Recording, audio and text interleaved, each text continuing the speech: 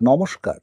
শিবাজিদার আড্ডাখানায় শ্রীমদ্ ভাগবত গীতার আলোচনা চক্রে সবাইকে হার্দিক স্বাগত।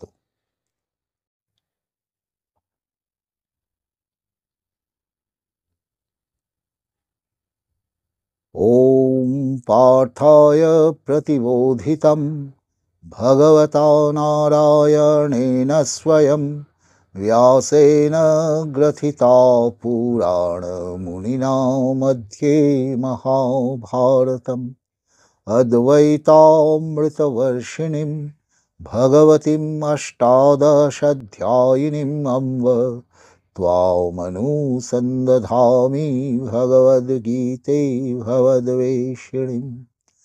वसुदेवसुतं देवं कंसचाणूरमर्दनं देवकी परमानन्दं कृष्णं वन्दे जगद्गुरुम्। अथ श्रीमद्भगवद्गीता द्वितीय अध्यायः साङ्ख्ययोग। বিগত দিনের আলোচনাতে শ্রী ভগবান বলেছিলেন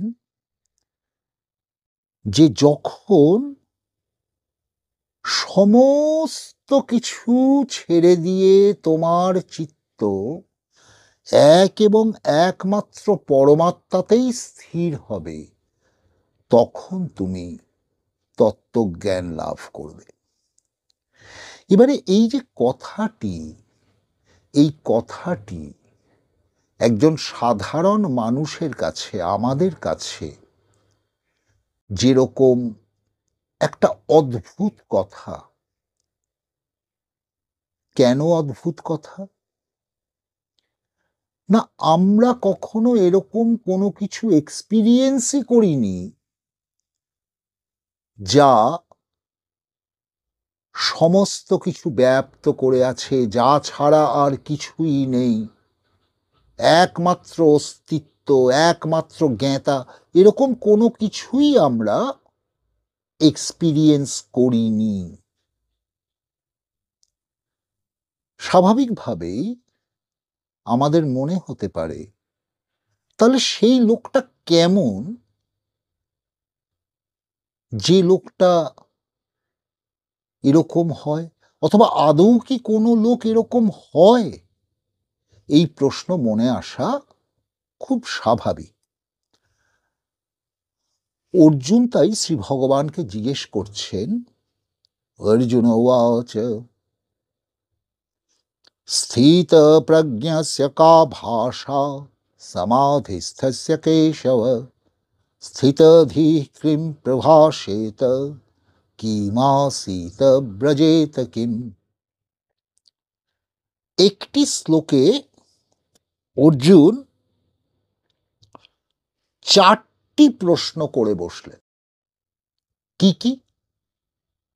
উনি প্রথমে বললেন যে এইরকম ভাবে ব্রহ্ম সমাধিতে যারা অবস্থিত, এইরকম ভাবে যিনি আত্মজ্ঞানে প্রতিষ্ঠিত, এইরকম স্থিতপ্রজ্ঞ ব্যক্তির লক্ষণ কি? স্থিতপ্রজ্ঞের লক্ষণ কি?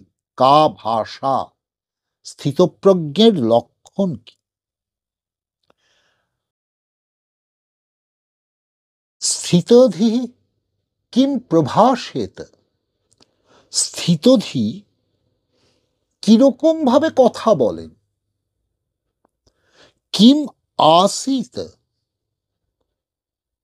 তিনি কিরকম ভাবে অবস্থান করেন?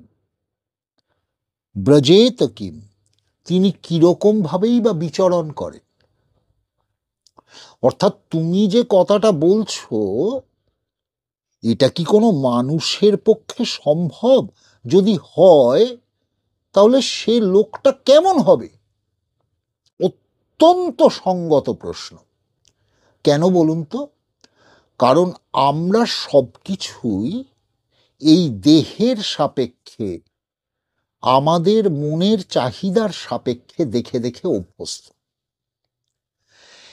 এর বাইরে যে আর কিছু থাকতে পারে, এটা আমাদের মোটেই চিন্তায় আসে না। এটি অত্যন্ত সত্য কথা। তাই অর্জুনের এই প্রশ্ন অত্যন্ত সঙ্গত প্রশ্ন এবং মূলগত প্রশ্ন। তাহলে 4টি প্রশ্ন কি কি করেছেন তিনি? স্থিতপ্রজ্ঞ ব্যক্তির লক্ষণ কি? 1 নম্বর। 2 নম্বর, স্থিতপ্রজ্ঞ ব্যক্তি কিভাবে কথা বলেন? 2 নম্বর। 3 নম্বর, স্থিতপ্রজ্ঞ ব্যক্তি কিভাবে অবস্থান করেন? এবং 4 নম্বর, স্থিতপ্রজ্ঞ ব্যক্তি কিভাবে বিচরণ করে? আরে লোকটা তো কিছু করবে, লোকটা তো কথা বলবে, লোকটা তো খাবে দাবে, কি নালে কি সেটা একটা জড়োর মতো বসে থাকবে? কেমন হবে সেটা? অর্জুন জানতে চাইছেন। শ্রী ভগবান উবাচ, শ্রী ভগবান তার জবাবে বলছেন, প্রজহাতি যদা কামান সর্বান পার্থ মনোগতান আত্মন্যেবাত্মনা তুষ্টঃ স্থিতপ্রজ্ঞ সদোচ্যতে দুঃখেষু অনুদ্বিগ্নমনঃ সুখেষু বিগতস্পৃহঃ বিতরাগভয়ক্রোধः স্থিতধীমো নিরুচ্যতে। যাকে অর্জুন জিজ্ঞেস করেছিলেন, স্থিতপ্রজ্ঞস্য কা ভাষা? স্থিতপ্রজ্ঞের লক্ষণ কি? এই লক্ষণ বলতে গিয়ে শ্রী ভগবান বললেন, প্রজহাতি যদা কামান সর্বান পার্থ মনোগতান আত্মন্যেবাত্মনা তুষ্টঃ স্থিতপ্রজ্ঞ সদোচ্যতে। প্রজহাতি, যখন প্রকৃষ্ট রূপে জহন করেন যিনি, জহন শব্দের অর্থ হত্যা করেন যিনি, যিনি নষ্ট করে দেন, প্রকৃষ্ট রূপে যিনি নষ্ট করে দেন, সমূলে যিনি নষ্ট করে দেন, যখন মনোগতান সর্বান কামান, হে পার্থ, মনোগত সর্বরকমের ইচ্ছাকে, চাহিদাকে, কামকে যিনি সমূলে বিনষ্ট করেন,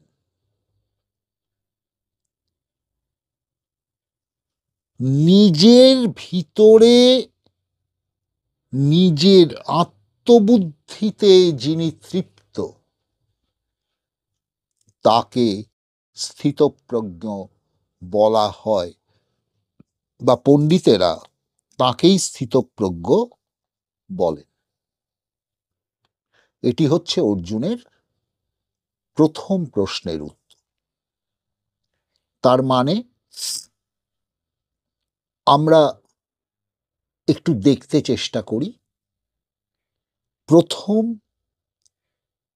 আমাদের মনোগত যে কামনা, যে চাহিদা, সমত্ব বুদ্ধি, নিরপেক্ষ দৃষ্টি আশ্রয় করে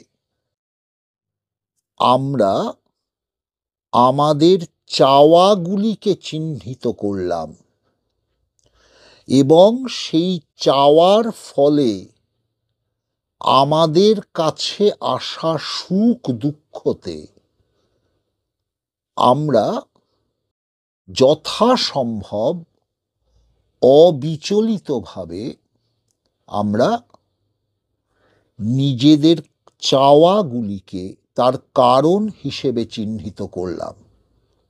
1, 2,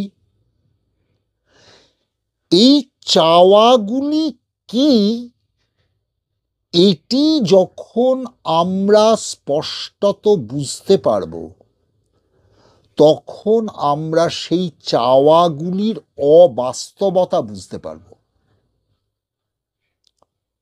ধরুন আমি উদাহরণস্বরূপ বলছি যে আমাদেরকে যদি কোনো মানুষ ভালো বলে আমরা খুশি হই, যদি খারাপ বলে তাহলে আমরা দুঃখিত হই।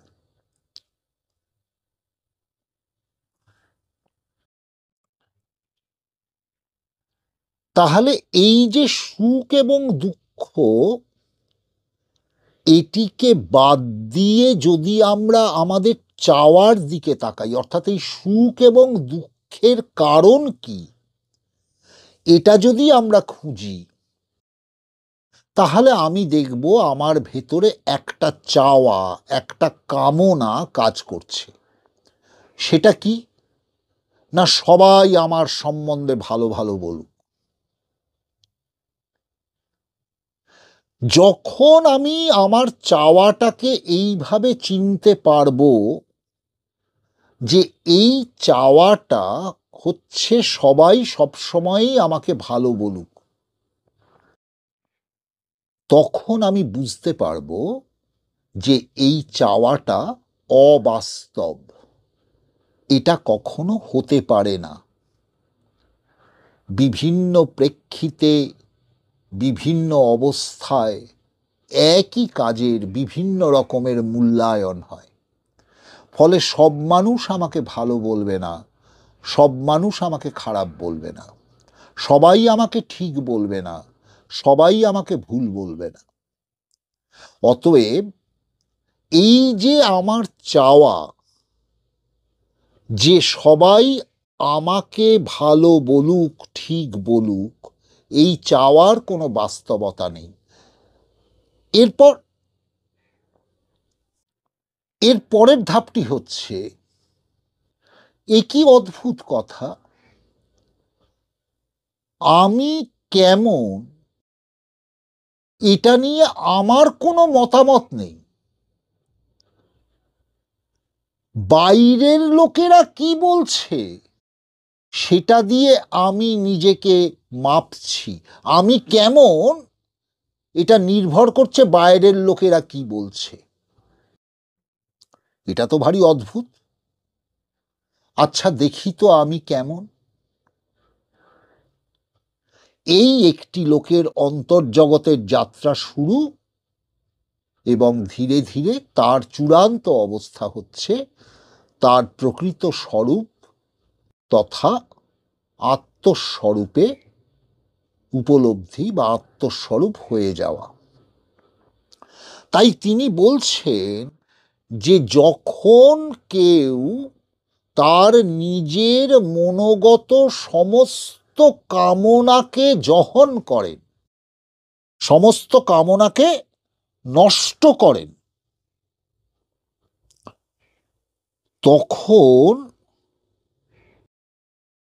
জগৎ নিরপেক্ষ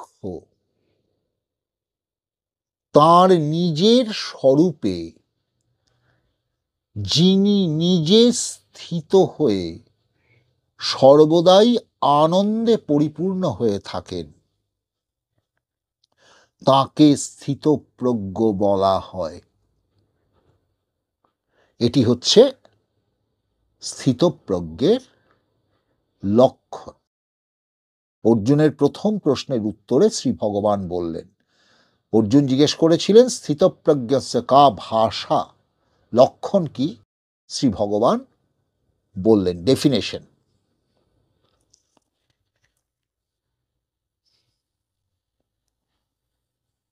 এবারে 56 এবং 57 নম্বর শ্লোকে উনি কিরকম কথা বলেন, কিম প্রভাষেত, কেমন কথা বলেন সেই সম্বন্ধে বলছেন। দুঃখেষু অনুদ্বিগ্ন মনঃ সুখেষু বিগত স্পৃহ বিতরাগ ভয় ক্রোধ স্থিত ধীমো নিরুচ্যতে यः सर्वत्रान् अभिस्नेह सत्तत् प्राप्य शुभाशुभम् नाभिनन्दति न द्वेष्टि तस्य प्रज्ञा प्रतिष्ठिता। উনি বলছেন দুঃখে অনুদ্বিগ্ন, সুখে নিস্পৃহ, আসক্তি শূন্য, ভয় মুক্ত এবং ক্রোধবিহীন মুনি স্থিতপ্রজ্ঞ বলে কথিত হন, যিনি সকল বস্তু ও ব্যক্তিতে স্নেহবর্জিত এবং প্রিয় ও অপ্রিয় বিষয় উপস্থিত হইলে যিনি যথাক্রমে আনন্দিত বা দুঃখিত হন না, তিনি স্থিতপ্রজ্ঞ হইয়াছেন। আমাদের মনে হলো না কিরকম উত্তরটা একটু অন্যরকম হয়ে গেল? জিজ্ঞেস করেছিলেন যে কিরকম কথা বলেন, তাতে শ্রী ভগবান বললেন তিনি দুঃখে অনুদ্বিগ্ন, তিনি সুখে নিস্পৃহ, তিনি ভয়, আসক্তি, ক্রোধ শূন্য, তিনি সকল বস্তুতে, সকল ব্যক্তিতে প্রিয় এবং অপ্রিয়হীন, না কাহুসে বৈরি, না কাহুসে দস্তি, না কাহুসে বৈর। আমার কারুর সঙ্গে বন্ধুত্ব নেই, আমার কারুর সঙ্গে শত্রুতাও নেই। প্রিয় অপ্রিয় বিষয় উপস্থিত হলে যিনি আনন্দিত দুঃখিত হন না। অর্জুন জিজ্ঞেস করেছিলেন কেমন ভাবে কথা বলেন, তাহলে প্রশ্ন হচ্ছে ইনি কেমন ভাবে কথা বলবেন? আপনারা কল্পনা করুন, আমরা যখন শ্রীমদ্ ভাগবত গীতার 17 নম্বর অধ্যায়ে যাব, সপ্তদশ অধ্যায়ে যাব, তখন সপ্তদশ অধ্যায়ে দেখব অনুদ্বেগকরম বাক্যম সত্যম প্রিয় হিতম চ যৎ, যে বাক্য অনুদ্বেগকারী, অর্থাৎ শ্রোতা এবং বক্তা কারুর মধ্যেই উদ্বেগ উৎপন্ন করে না, সত্যম যা সত্য, প্রিয় হিতম চ যৎ যা প্রিয় এবং হিতকারী। হওয়া খুব কঠিন, কিন্তু আপনারা এ কথা বলতেই পারেন যে একই সঙ্গে হিতকারী এবং প্রিয় বাক্য বলা খুব কঠিন। এ কথা সত্য, কিন্তু আপনি একটি কথা চিন্তা করুন তো, আপনার সঙ্গে খুব ভালো সম্পর্ক আছে যে ব্যক্তির, তার বারণ, তার অপ্রিয় বাক্য আপনার কাছে যে বার্তা বহন করে নিয়ে আসে, আপনি সেটিকে যেমনভাবে গ্রহণ করেন, সবার কথা তো আপনি সেরকম ভাবে শোনেন না। ফলত এই যে আনন্দ ঘন মূর্তি, সর্বদাই নিরপেক্ষ, যিনি অমঙ্গল কখনো কামনা করতে পারেনি না, সেই রকম মানুষ যখন কাউকে কোনো কথা বলেন, তখন তা অপ্রিয় হলেও সেই মানুষের ভালোবাসায় মানুষ বুঝতে পারে যে তিনি ঠিক কথাই বলছেন। শ্রোতা বক্তা কারুর মধ্যে উদ্বেগ উৎপন্ন করে না, সত্য, হিতকারী এবং প্রিয় বাক্য তিনি বলে থাকেন। এটি হচ্ছে 56 এবং 57 নম্বর শ্লোক, কিম প্রভাষেত। এরপর আমরা আলোচনা করব আরো দুটি প্রশ্ন নিয়ে। কিম আসিত ব্রজেত কিম, তিনি কেমন ভাবে অবস্থান করেন, তিনি কেমন ভাবে বিচরণ করেন। এর পরের অধ্যায়ে বা পরের ক্লাসে বা পরের আলোচনা চক্রে আমরা এটা আলোচনা করব। আজ আসি। ॐ शान्ताकारं भुजगशयनं पद्मनाभं सुरेशं विश्वाधारं गगनसदृशं मेघवर्णं शुभाङ्गं श्रीलक्ष्मीकान्तं कमलनयनं योगिभिर्ध्यानगम्यं वन्दे विष्णुं भवभयहरणं सर्वलोकैकनाथम्। ॐ शान्ति शान्ति शान्ति। हरिः ॐ तत्सत्। श्रीरामकृष्णार्पणमस्तु।